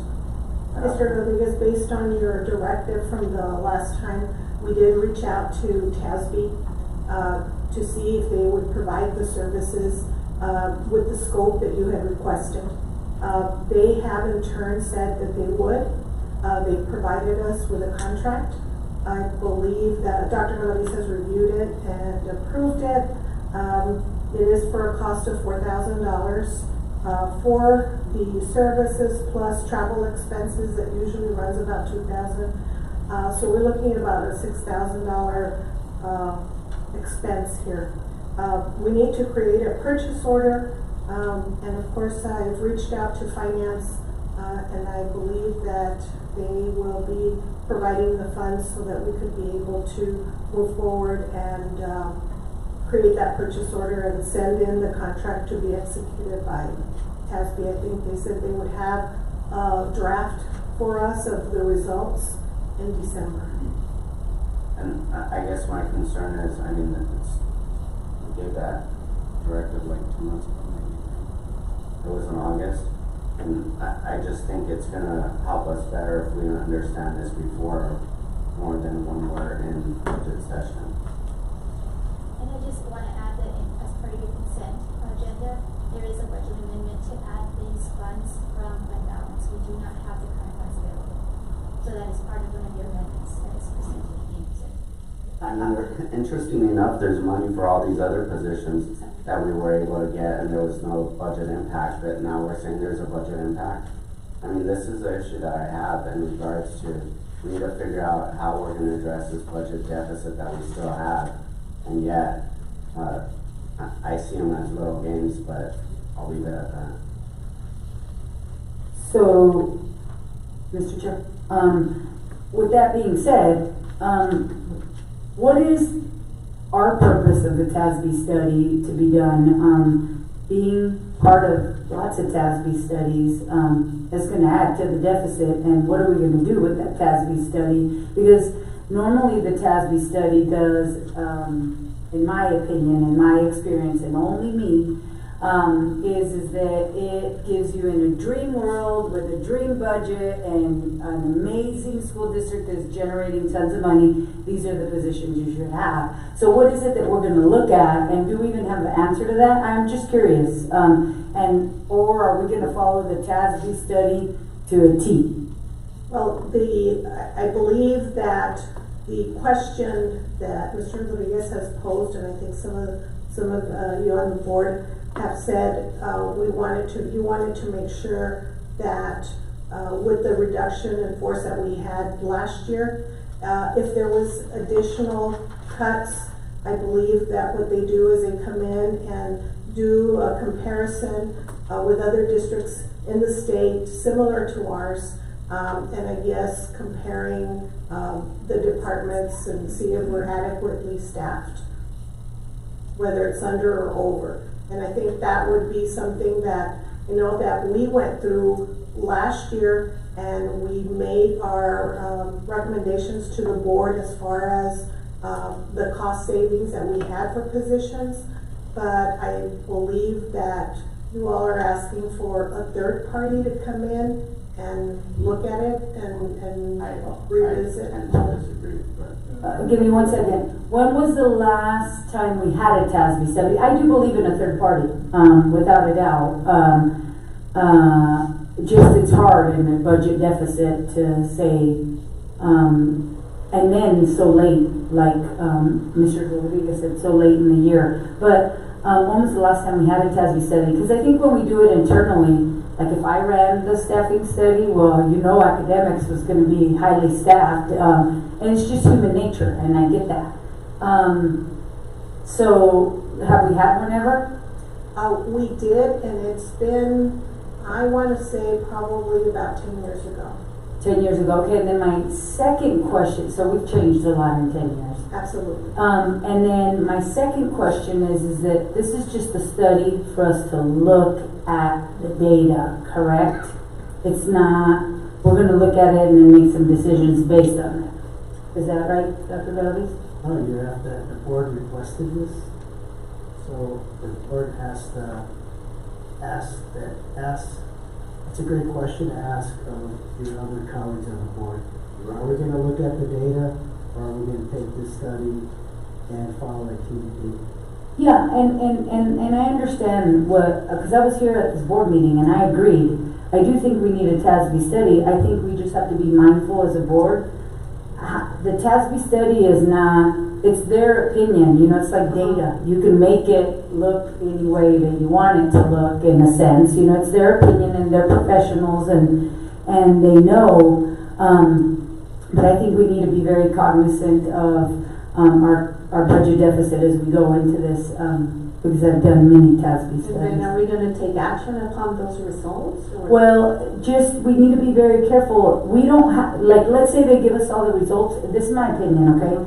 They give us all the results. It's for sure going to add staff. I can promise you. More on the adding than taking away. You don't have to add all that staff. You decide administration gives a recommendation. They review the TASB study and then they give the board a recommendation from there. And then we vote. But it's not like just because TASB said that we have to add 5 principals doesn't necessarily mean you have to add 5 principals. Does that make sense? Yeah, but we need to take a look first of all at the funds, right? Correct. How are we, that's economically here? Do we really need it? Are we really going to do it? Correct. So my point is that if we do move forward with the TASB study, that we're very aware as a board that we have to look at funds because we're in a deficit. Definitely.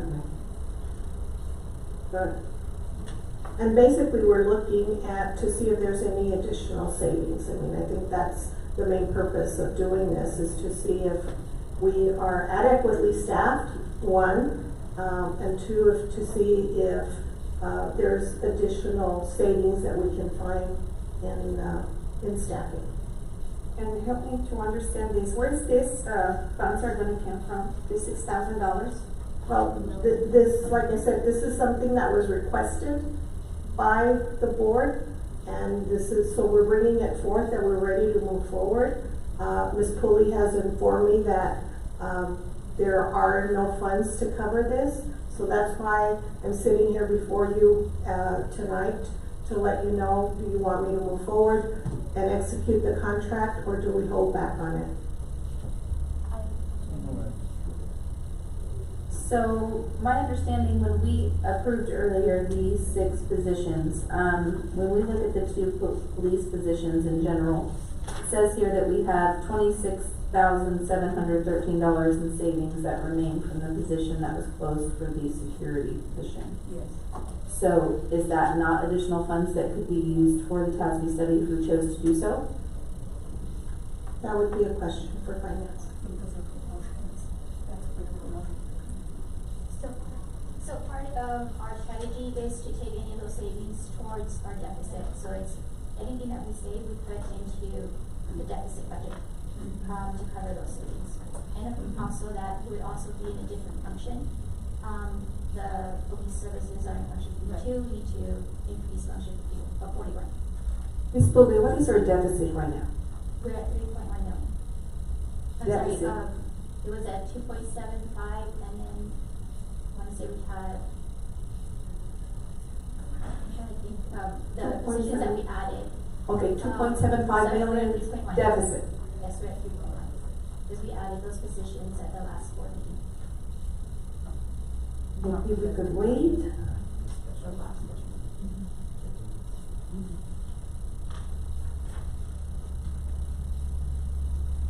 Yeah, and my biggest thing here is, look, we've asked for the district to provide, not only did we talk about the ESSER cliff, this was, we created more positions in the past. The ESSER cliff is one. We have, you talk about, I would hope we would hire 5 principals if we needed 5 principals for each one of those campuses in regards to the TASB study. I think there's some, if it's adding, I don't think we have that capacity, but if it's also looking at where certain departments are overstaffed, because that's been part of the conversation and questions we've had from the community, then we need to look at that. But we've asked for this from staff in regards to the alligator, in regards to, we surpassed to 6,000 students and we lost students, and yet we still have the same amount of staff, and yet we're making decisions based on not looking at the actual data, and that's why I think it's important for us to do this, because we're not getting the actual data that we need to see from administration. The word reset, call it a game, because we don't take it as a game.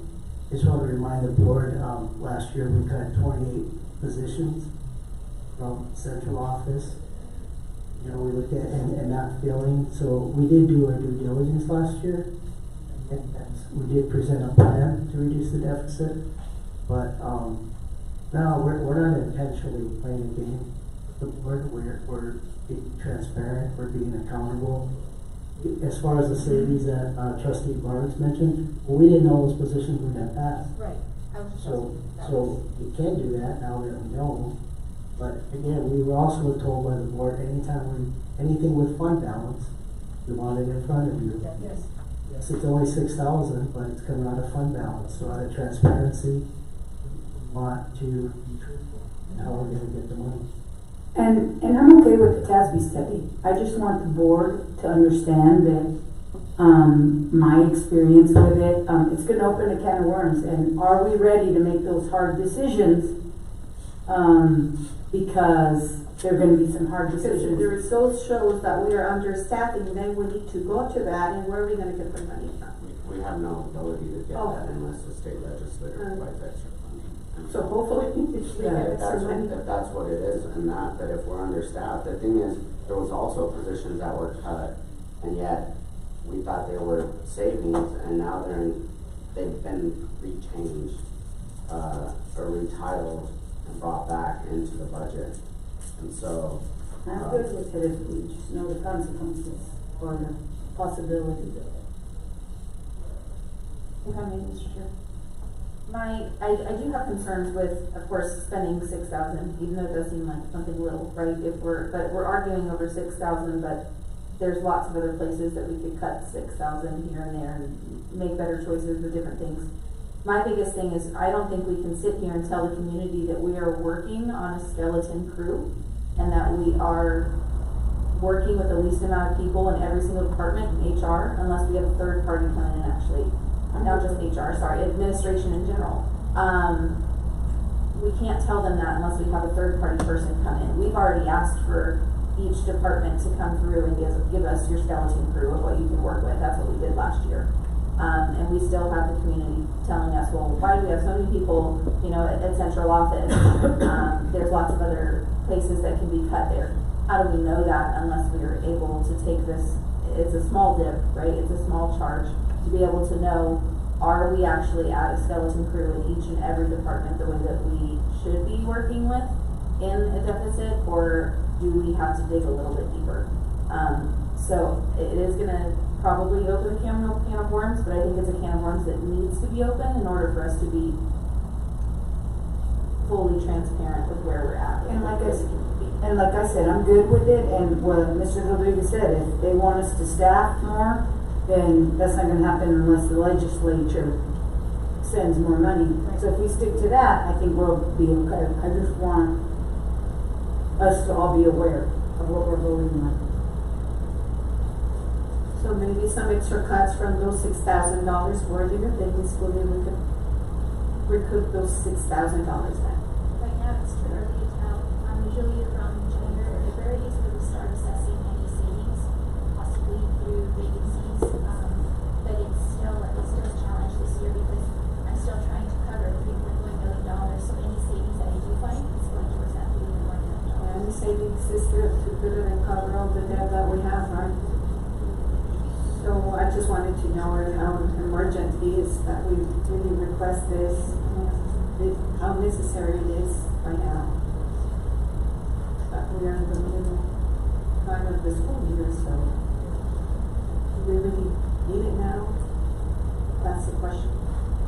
No, a study is good. A study is good to look at for transparency and third parties and come look at every department. See if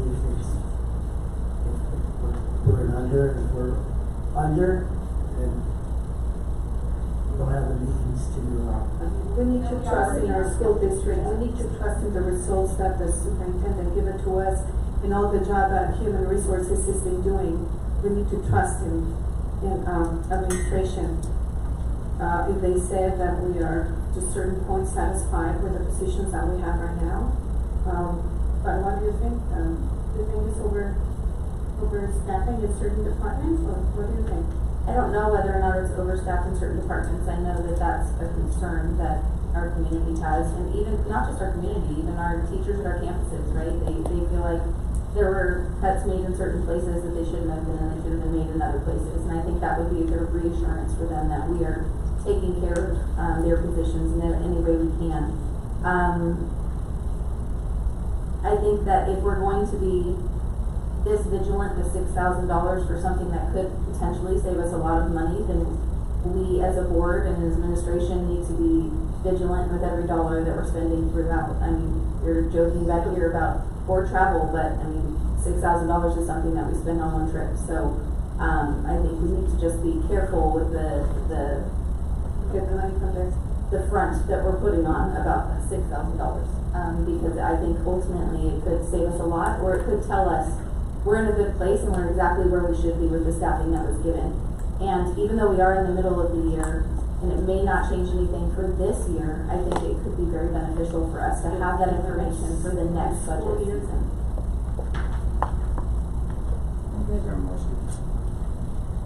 I make a motion to approve the Texas Association of School Board Staffing Review. Is there a second? Second. Adrian, can you pull the board? Ms. Barnes? Yes. Ms. Borrego? Yes. Ms. Mendoza? Yes. Mr. Rodriguez? Yes. Mr. Cimental? Yes. Mrs. Strong? Yes? Ms. Zúñiga? Yes. Motion passes. Thank you.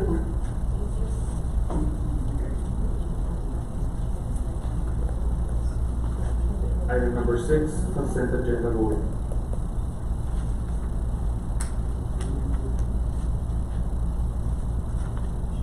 Is there any, there was no call, so is there a motion to approve consent agenda?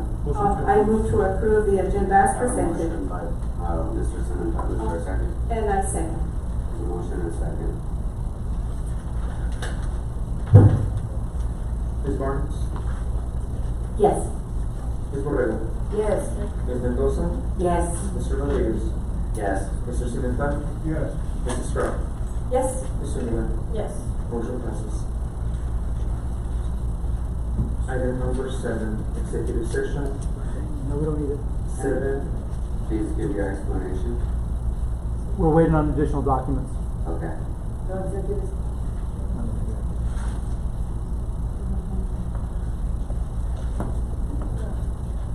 I will take this to next. Item number 8, new business. And No, we don't need it. we don't need that item, so that will lead to item number 9. Meeting adjournment time is